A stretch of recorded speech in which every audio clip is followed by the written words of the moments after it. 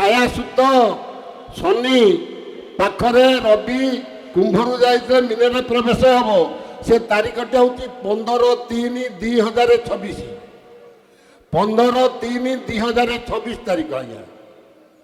ଆଜି ଆପଣମାନଙ୍କର 8/2/2026 15/3 ଆଉ ମାସେ 7ଟା ଦିନ ମାତ୍ର।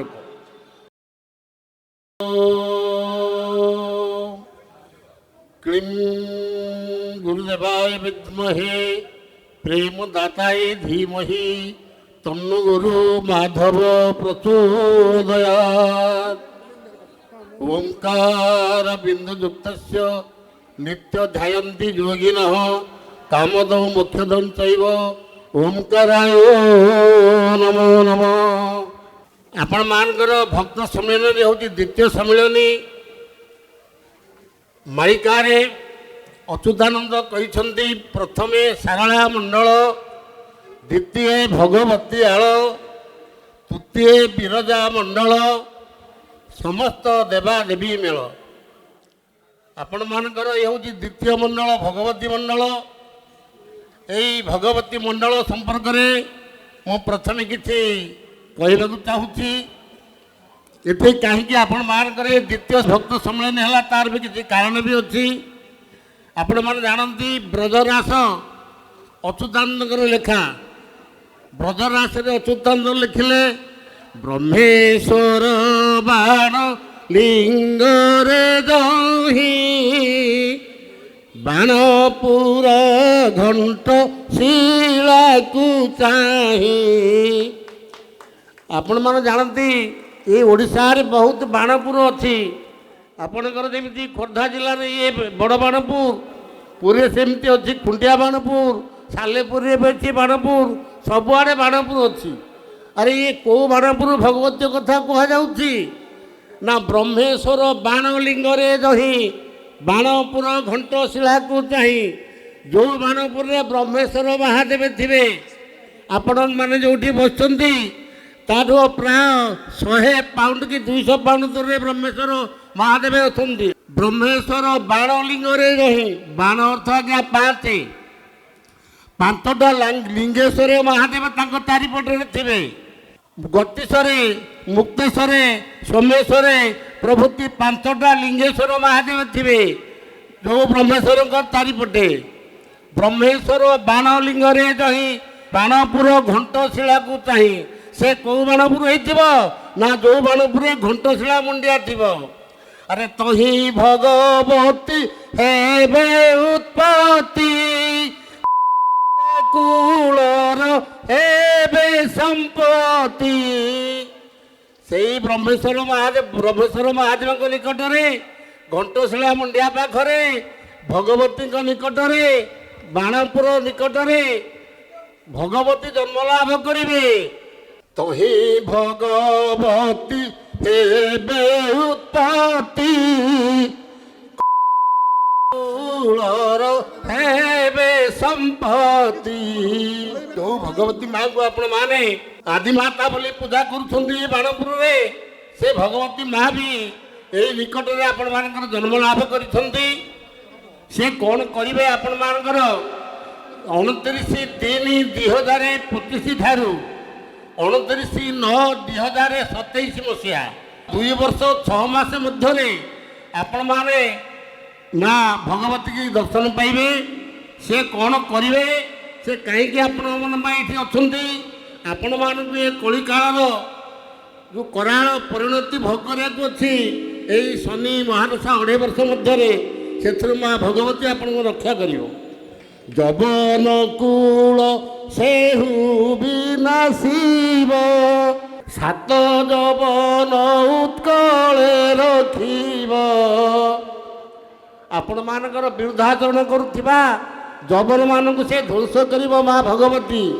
7 ଗୋଟି ଯବନ ବାଚକ ଏ ଉତ୍କଳରେ ରଖିବ। ସେ ହେଉଛି ମା ଭଗବତୀ।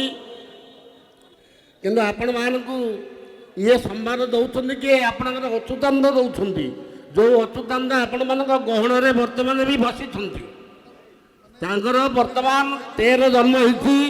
13 ଜନ୍ମରେ ସେ ଆପଣମାନଙ୍କର ବାଣପୁର ଅଞ୍ଚଳରେ ଜନ୍ମ ଲାଭ କରିଛନ୍ତି। ଭବିଷ୍ୟତରେ ହୁଏତ ଆପଣମାନେ ତାଙ୍କ ଦେଖା କରିବାକୁ ପାଇବେ। ଏଇ ବର୍ଷେ 10 ମାସ ମଧ୍ୟରେ ଅଚ୍ୟୁତାନନ୍ଦ ପୁଣି ଲେଖିଲେ, ହେଲେ ବାଣପୁର ଗଣ ଘଣ୍ଟ ଶିଳା ମୁଣ୍ଡି ଆରେ ହେବ ଉତ୍ତପାତ, ଏ ଅଚ୍ୟୁତଙ୍କୁ ପରା ବାନ୍ଧି ନେଉଥିବେ ସକଳ ଯବନ ସୁତ। ଏଇ ବାଣପୁର ଗଡ଼ ଘଣ୍ଟଶିଳା ମୁଣ୍ଡିଆରେ ଆଜ୍ଞା ଉତ୍ପାତ ହବ। ବାଣପୁର ଗଡ଼ ଘଣ୍ଟଶିଳା ମୁଣ୍ଡିଆରେ ହେବ ଉତ୍ତପାତ, ଅଚ୍ୟୁତଙ୍କୁ ପରା ବାନ୍ଧି ନେଉଥିବେ ସକଳ ଯବନ ସୁତ। ଆପଣଙ୍କର ଏଇ ଘଣ୍ଟଶିଳା ମୁଣ୍ଡିଆ ପାଖରେ ଗୋଟେ ଘୋର କନ୍ଦଳ ଲାଗିବ। এই କନ୍ଦଳ ମଧ୍ୟରେ ଯେଉଁ ଅଚ୍ୟୁତାନନ୍ଦ ଏଠି ଆପଣମାନଙ୍କର ଜନ୍ମ ହୋଇଛନ୍ତି, ତ୍ରୟୋଦଶ ଜନ୍ମ, ତାକୁ ଯବନମାନେ ବାନ୍ଧିକିରି ନେଉଥିବେ। ସେ ମରିଗଲେ ବୋଲି ତାକୁ ଆଜ୍ଞା ସୋମନାଥଙ୍କ ପାଶରେ ଫିଙ୍ଗି ଦେଇଥିବେ। ମରିଗଲା ବୋଲି ଫିଙ୍ଗି ଦେଇଥିବେ ସୋମନାଥଙ୍କ ପାଶରେ, ସେଇ ମୁହୂର୍ତ୍ତରେ ଦେଖିବ ତାହାଙ୍କୁ ଏହି ଏକାମ୍ର ନଗରେ। ଅଚ୍ୟୁତାନନ୍ଦ ମରିଗଲେ ବୋଲି ଯବନମାନଙ୍କ ମାଡ଼ରେ ତାଙ୍କୁ ସୋମନାଥ ନାମକ ଯେଉଁ ମହାଦେବ ଆପଣମାନଙ୍କର ଘଣ୍ଟଶିଳା ମୁଣ୍ଡିଆ ପାଖରେ ଅଛନ୍ତି ଆପଣମାନେ ଜାଣିଥିବେ। ସେଇ ଦେଖନ୍ତୁ ଘଣ୍ଟଶିଳା ପାଖରେ ସୋମନାଥ ମନ୍ଦିର ତିଆରି ହେଇନଥିଲା ଲେଖା ହେଲା ବେଳକୁ 1528 ମସିହାରେ ଲେଖୁଛନ୍ତି ଅଚ୍ୟୁତାନନ୍ଦ। ଅଚ୍ୟୁତାନନ୍ଦ ଲେଖୁଛନ୍ତି, ମୋତେ ଯବନମାନେ ଯେତେବେଳେ ବାନ୍ଧିକିରି ମାରିବେ, ମୁଁ ମରିଗଲି ବୋଲି ସୋମନାଥ ନାମକ ମହାଦେବଙ୍କ ମନ୍ଦିର ପାଖରେ ମୋତେ ଫିଙ୍ଗି ଦେଇକିରି ଚାଲିଯିବେ। ମରିଗଲା ବୋଲି ଫିଙ୍ଗି ଦେଇଥିବେ ସୋମନାଥଙ୍କ ପାଶରେ, ସେଇ ମୁହୂର୍ତ୍ତରେ ଦେଖିବ ତାହାଙ୍କୁ ଏହି ଏକାମ୍ର ନଗରେ। ତାଙ୍କ ମରିଗଲା ବୋଲି ଫିଙ୍ଗି ଦେଇ ଭୁବନେଶ୍ୱର ଫୋନ୍ କରିବେ ତାଙ୍କର ବନ୍ଧୁଙ୍କ ନିକଟକୁ, ଆମେ ଅଚ୍ୟୁତାନନ୍ଦଙ୍କୁ ମାରିକିରି ବର୍ତ୍ତମାନ ସୋମନାଥ ନିକଟରେ ଫୋପାଡ଼ି ଦେଇ ଆସିଛୁ। ବନ୍ଧୁ ଫୋନ୍ କରିବେ, ବର୍ତ୍ତମାନ ଏଇ ଗୋଟିଏ ମିନିଟ୍ ଭିତରେ ଅଚ୍ୟୁତଙ୍କର ମୋର ବସି ଗପସପ କରୁଥିଲୁ ଦୋକାନରେ, ସେ ବର୍ତ୍ତମାନ ତାଙ୍କ ଘରକୁ ଗଲେ, ମୁଁ ଇଆଡ଼େ ଆସିଲି, ମୁଁ ତ ତାଙ୍କୁ ଦେଖିଛି ଏକାମ୍ରରେ, ତ ମାରିଲ କେମିତି? ଏ ହେଉଛନ୍ତି ଆପଣମାନଙ୍କର ଅଚ୍ୟୁତାନନ୍ଦ, ଯେ ଆପଣମାନଙ୍କ ଗହଣରେ ବର୍ତ୍ତମାନ ବି ଅଛନ୍ତି। ଏ ହେଉଛି ବାଣପୁର ଇତିହାସ। ଆଉ ଗୋଟିଏ କଥା କହିବି, ଏଇ ବାଣପୁରରେ ବହୁତ ଭକ୍ତ ବି ଅଛନ୍ତି। ଇଏ ଭକ୍ତମାନଙ୍କ ଭିତରେ ମୁଁ 2ଟି ଭକ୍ତଙ୍କ କଥା ଆପଣମାନଙ୍କୁ କହୁଛି। ଦେଖିତେ ପଡ଼ା ଗ୍ରାମ ଠାରେ ଜଣେ ରହିବ ଆନନ୍ଦରେ। ଆପଣଙ୍କର ଯେଉଁ ମହାପ୍ରଳୟ ଆସି ପହଞ୍ଚି ଏଇ ବର୍ଷେ 10 ମାସ ମଧ୍ୟରେ, ସେ ଭିତରେ ଜଣେ ଭକ୍ତ ଦୀକ୍ଷିତ ପଡ଼ାରେ ଥିବ, ସେ ନିଶ୍ଚିତ ଭାବରେ ଆପଣମାନଙ୍କୁ ରକ୍ଷା କରିବା ପାଇଁ ବି ଚେଷ୍ଟା କରିବ। ଆଉ ଆପଣମାନେ ଏ ମାଳିକା କଥା ଶୁଣି କେବେ ଭୟଭୀତ ହେବେ ନାହିଁ। ଆପଣଙ୍କର ରାଜ୍ୟରେ ଓଡ଼ିଶାରେ ସ୍ୱୟଂ ଭଗବାନ ଜନ୍ମ ଲାଭ କରିଛନ୍ତି। ସେ ଆପଣମାନଙ୍କୁ ବହୁତ ସାହାଯ୍ୟ କରିବେ, ସେ ଆପଣମାନଙ୍କୁ ସେ ବିପଦରୁ ରକ୍ଷା କରିବେ। ଆପଣମାନେ ଆଗରୁ ଶୁଣୁଥିଲେ ସୀତା ଠାକୁରାଣୀ ଅସତ୍ୟ ହୋଇବେ, ପର୍ବତେ ଫୁଟିବ କଇ ଅଚ୍ୟୁତ ବଚନ ତିଳେ ନ ଟଳିବ ପଥରର ଗାର ଏହି। ସେଇ ଅଚ୍ୟୁତାନନ୍ଦ ଶିବକଳ୍ପରେ ଲେଖିଛନ୍ତି, 8 ତ୍ରିଗୁଣରେ ଭେଟ ତ୍ରିନା ଚତୁର୍ବେଦୀ ତଳେ, ଅଚ୍ୟୁତ ପୁରାଣ ଅଚ୍ୟୁତ ହୋଇଯିବ ହାତ ମାରିବେ କପାଳେ। 8 ତ୍ରିଗୁଣରେ ଭେଟ, 8କୁ 3ରେ ଗୁଣିଲେ 24। ଯେତେବେଳେ 24 ମସିହା ହେବ, 2024 ମସିହା ହେବ, ଆଗରେ 20କୁ ରଖିବ, ତାପରେ ଅଙ୍କ ମିଶାଇବ। 20 କି 20କୁ ରଖିକରି 24 ମିଶାଇଲେ 2024 ମସିହା ହେଲା। 8 ତ୍ରିଗୁଣରେ ଭେଟ ତ୍ରିନା ଚତୁର୍ବେଦୀ ତଳେ, ଅଚ୍ୟୁତ ପୁରାଣ ଅଚ୍ୟୁତ ହୋଇଯିବ ହାତ ମାରିବେ କପାଳ। 24 ମସିହା ପରେ ଅଚ୍ୟୁତ ପୁରାଣ କେତେକ ବି ନଷ୍ଟ ହେଇଯିବ, ଓଲଟି ପଡ଼ିବ। ଲେଖା ଯନ୍ତ୍ରମାନ ଓଲଟି ପଡ଼ିବ, ପଢ଼ା ଜ୍ଞାନୀ ହେବେ ବଣା, ମଙ୍ଗୁ ମଙ୍ଗୁଆଳ ବୋଲ ନ ମାନିବେ ପ୍ରାଣୀ ହେବେ ଅକଳନା। ଏମିତି ଘଟଣା ଆଜ୍ଞା ହେବ। ଆପଣମାନଙ୍କର ବିଶ୍ୱାସ ଯଦି ଭଗବାନ ପ୍ରତି ଥିବ, ସେ ଆପଣମାନଙ୍କୁ ନିଶ୍ଚୟ ରକ୍ଷା କରିବେ। କିନ୍ତୁ ଆପଣମାନଙ୍କର 2 ବର୍ଷ 6 ମାସ ବା 29/3/2025 ଠାରୁ 29/9/2027 ମସିହା ଭିତରେ ଯେଉଁ ମୀନ ଶନି ଯୋଗ ଅଛି, ଏ ଭିତରେ ବହୁତ କ୍ଷତି ହେବ। ଏଇଥିପାଇଁ ଆପଣମାନଙ୍କର ଅଚ୍ୟୁତାନନ୍ଦ ଲେଖିଛନ୍ତି, ଛଳମଳରେ ଦିନେ ଗଲେ କହି ଛବେନି ଏକ ଅବତାର ହୋଇ। ଦିନେ ଛଳମଳରେ ଭଗବାନ କହିଲେ ରେ ଅଚ୍ୟୁତାନନ୍ଦ, ମୁଁ କଳି ଯୁଗରେ 13 ଅବତାର ହେବି। ସତ୍ୟ ଯୁଗରେ ମତ୍ସ୍ୟ, କଶ୍ୟପ, ବରାହ, ବାମନ, ନୃସିଂହ 5 ଅବତାର ହେଇଥିଲି। ଏ କଳି ଯୁଗରେ 13 ଅବତାର ହେବି, ଆଉ 3 ଅବତାର ଗୋପନେ ଖେଳିବି। ଏ କଳି ଯୁଗରେ 13 ଥର ଜନ୍ମ ଲାଭ କରିବି ଏବଂ ଆଉ 3 ଥର ମଣିଷଙ୍କ ଦେହରେ ଆବିର୍ଭାବ ହେବି, ଗୋପନରେ ଖେଳିବି। ତେଣୁ ଛଳମଳରେ ଦିନେ ଗଲେ କହି ଛବେନି ଏକ ଅବତାର ହୋଇ। ଛଡ଼ାଇ ଦେବି ଜ୍ଞାନ ଭାର ଦହି, 56 ତ୍ରିଶତୁ ଦିଅ ମିଶାଇ। ଆଜ୍ଞା 56ରେ 30 ମିଶାଇଲେ ହେଲା 86। ଯେତେବେଳେ 2086 ସମ୍ବତ ହେବ ସେତେବେଳେ ଦୁଷ୍ଟମାନେ ଆଉ କେହି ନଥିବେ। ଛଡ଼ାଇ ଦେବି ଜ୍ଞାନ ଭାର ଦହି, 56 ତ୍ରିଶତୁ ଦିଅ ମିଶାଇ। ଆପଣମାନଙ୍କର ବର୍ତ୍ତମାନ 2082 ସମ୍ବତ। ତେଣୁ ଏଇଥିରେ ହିସାବ କରିବେ ଆପଣମାନେ ଯେ କେତେ ବର୍ଷ ଭିତରେ ଯେତେ ନିଜକୁ ବଡ଼ ବଡ଼ ବୋଲି ଭାବୁଛନ୍ତି, ଯେତେ ଗର୍ବୀ ଦମ୍ଭୀ ଲୋକ ଅଛନ୍ତି, ଏମାନେ ଆଜ୍ଞା କେହି ନଥିବେ। ତାଙ୍କୁ ଭଗବାନ ସେ ଦୁଷ୍ଟମାନଙ୍କୁ ସବୁ ବିନାଶ କରିଦେଇଥିବେ। ଛଖଣ୍ଡ କଳି କରିବ ସହାର, ଛଟକେ ଉତ୍କଳ ପୂର୍ବସାର। କଳିଯୁଗ ଏଇ 29/9/2027 ଭିତରେ ମୀନ ରାଶିରେ ଶନି ଥିବା ସମୟରେ ଆଜ୍ଞା ଓଡ଼ିଶାର ପୂର୍ବ ଦିଗରୁ 6ଟା ଜିଲ୍ଲା ଆଜ୍ଞା ଧ୍ୱଂସ ହେଇଯିବ। ଛଖଣ୍ଡ କଳି କରିବ ସହାର, ଛଟକେ ଉତ୍କଳ ପୂର୍ବସାର। ଛଟକେ ଦ୍ୱାରକା ପରାଏ ନାଶ, ଛଳରେ କହଇ ଅଚ୍ୟୁତ ଦାସ। ଅଚ୍ୟୁତାନନ୍ଦ କହିଲେ ଓଡ଼ିଶାର ପୂର୍ବ ଦିଗରୁ ଆଜ୍ଞା ବୈଦେଶ ବେଳା ସେମିତି ବରେ ଲେଖିଛନ୍ତି ଉପେନ୍ଦ୍ର ଭଞ୍ଜ, ଇଏ ଲେଖା ସେମିତି 6ରେ 6ରେ। ଛଳମଳରେ ଦିନେ ଗଲେ କହି 56 ତ୍ରିଶତୁ ଦେବୁ ମିଶାଇ। ଛଡ଼ାଇ ଦେବି ଜ୍ଞାନ ଭାର ଦହି, ସେ 6ରେ 6ରେ ସେ ଲେଖା ଆରମ୍ଭ। ତେଣୁ ଛଖଣ୍ଡ କଳି କରିବ ସହାର, ଛକାରେ ଉତ୍କଳ ପୂର୍ବସାର। ଛଟକେ ଦ୍ୱାରକା ପରାଏ ନାଶ, ଛଳରେ କହଇ ଅଚ୍ୟୁତ ଦାସ। 6ଟି ଜିଲ୍ଲା ଆପଣଙ୍କର ନଷ୍ଟ ହେଇଯିବ। ଇଏ 6ଟା ଜିଲ୍ଲା ବର୍ତ୍ତମାନ 9ଟା ଜିଲ୍ଲା ହେଇଯାଇଛି ନୂଆ ହେଇକିରି। ଆପଣଙ୍କର ବାଲେଶ୍ୱର, ଭଦ୍ରକ, ଯାଜପୁର, ଆଉ କଟକ, କେନ୍ଦ୍ରାପଡ଼ା, ଜଗତସିଂହପୁର, ପୁରୀ, ଗଞ୍ଜାମ, ଗଜପତି, ନୟାଗଡ଼ରୁ କିଛି, ଖୋର୍ଦ୍ଧାରୁ କିଛି, ଏସବୁ ଆଜ୍ଞା ନଷ୍ଟ ହେଇଯିବ। ଛଖଣ୍ଡ କଳି କରିବ ସହାର, ଛକାରେ ଉତ୍କଳ ପୂର୍ବସାର। ଏମିତି କିଛି ହେବ। 6 ଥରେ ହୋଇବ ଏ ପୃଥ୍ୱୀ ନାଶ। 6 ଥରରେ ବା 6 ଥର ବିପଦ ପଡ଼ି ଆଜ୍ଞା ଏ ପୃଥିବୀ ନଷ୍ଟ ହେଇଯିବ। 6 ଥର କେମିତି ବିପଦ ଆସିବ ଆପଣମାନଙ୍କ ପାଇଁ? ଆପଣଙ୍କର ଏଇ ଯେଉଁ 2026 ମସିହା ଚାଲିଛି, ଏଇ 26 ମସିହାରେ କ'ଣ ହେବ ଆପଣ ଗୋଟିଏ କଥା ମନେ ରଖିଥାନ୍ତୁ। ଅଚ୍ୟୁତାନନ୍ଦ ଲେଖିଲେ ଶିବକଳ୍ପ, କହିଲେ ଯେବେ ଛାୟା ସୁତ ରବି କୁମ୍ଭ ଘେନି ଏ ମୀନରେ ପ୍ରବେଶ ହେବେ, ଧରଣୀ କମ୍ପିବ ନୁହେଁ ଭୂମିକମ୍ପ, ଅଲେଖିଆ ନାଶ ଯିବେ। ଯେବେ ଛାୟା ସୁତ ହେଉଛି ଶନି, ରବିକି କୁମ୍ଭରୁ ଆଣି ଯେତେବେଳେ ସେ ମୀନରେ ରଖିବେ, ଶନି ଏବଂ ରବି ଯେତେବେଳେ ମୀନ ରାଶିରେ ଅବସ୍ଥାନ କରିବେ ସେତେବେଳେ କ'ଣ ହେବ ନା, ଯେବେ ଛାୟା ସୁତ ରବି କୁମ୍ଭ ଘେନି ମୀନରେ ପ୍ରବେଶ ହେବେ, ଏ ଧରଣୀ କମ୍ପିବ ନୁହେଁ ଭୂମିକମ୍ପ, ଅଲେଖିଆ ନାଶ ଯିବେ। ଇଏ ପୃଥିବୀ କମ୍ପିବ, କିନ୍ତୁ ସେ ଭୂମିକମ୍ପରେ କମ୍ପିବନି ଆଜ୍ଞା। ସେ କେମିତି କମ୍ପିବ,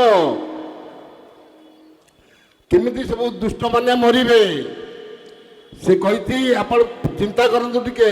ଛାୟା ସୁତ ଶନି ପାଖରେ ରବି କୁମ୍ଭରୁ ଯାଇଥିଲେ ମୀନରେ ପ୍ରବେଶ ହେବ। ସେ ତାରିଖଟି ହେଉଛି 15/3/2026। 15/3/2026 ତାରିଖ ଆଜ୍ଞା। ଆଜି ଆପଣମାନଙ୍କର 8/2/2024 15/3 ଆଉ ମାସେ 7ଟା ଦିନ ମାତ୍ର। ଏ 7ଟା ଦିନରେ କ'ଣ ଦେଖିବେ ନା ଧରଣୀ କମ୍ପିବ ନୁହେଁ ଭୂମିକମ୍ପ ଅଲେଖିଆ ନାଶ ଯିବେ। ତାରିଖ ନିର୍ଦ୍ଧାରଣ କରି ଗବେଷଣା କରାଯାଇ ପାଞ୍ଜି ଦେଖାଯାଇ ଠିକ୍ କରାଯାଇଛି କେବେ ରବି ଶନି ସାଥିରେ ମିଳରେ ମିଶିବେ। ୟାରି ଉପରେ ଆପଣମାନଙ୍କର ଆଉ ଜଣେ ଭକ୍ତ କବି ଲେଖିଲେ ମନ ତର୍କିଥା 33 ଅଙ୍କରେ ପ୍ରାଣୀରେ ନାଶ ହେବେ ରଙ୍କରେ। ବୋଲେ ମନ ଏ 33 ଅଙ୍କ ଗୋଟିଏ ତର୍କିଥା।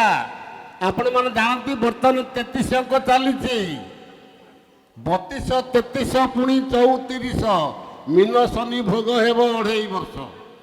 1433 ସାଲ ବର୍ତ୍ତମାନ 2025ଟା 1432 ସାଲ 2026ଟା 1433 ସାଲ 2027ଟା ହେଉଛି 1434 ସାଲ। ତେଣୁ 2000 ଆପଣଙ୍କର ଯେଉଁ ମନ ତର୍କିଥା 33 ଅଙ୍କରେ ଏ 33 ଅଙ୍କ ହେଉଛି 2026 ମସିହାରେ 2026 ଆଜ୍ଞା ସାଲରେ ହେଉଛି 1433 ସାଲ। ପ୍ରାଣୀରେ ନାଶ ହେବେ ରଙ୍କରେ। କେମିତି ସେ ମରିବେ? ପଡ଼ି ହାଡ଼ କଙ୍କାଳ ଗଡ଼ିବ ମୁଣ୍ଡ ବାଳ କମ୍ପିବ ଭୈରବୀ ଡାକରେ ମନ ତର୍କିଥା 33 ଅଙ୍କରେ। ତେଣୁ ଆପଣ ଏଇ 26 ମସିହାଟାକୁ ଟିକେ ଲକ୍ଷ୍ୟ ରଖନ୍ତୁ। ଏଇ ମସିହାରେ ଆପଣମାନଙ୍କୁ ବହୁତ ବିପଦ ଏଇ 15/3 ଠାରୁ ଆସିବ।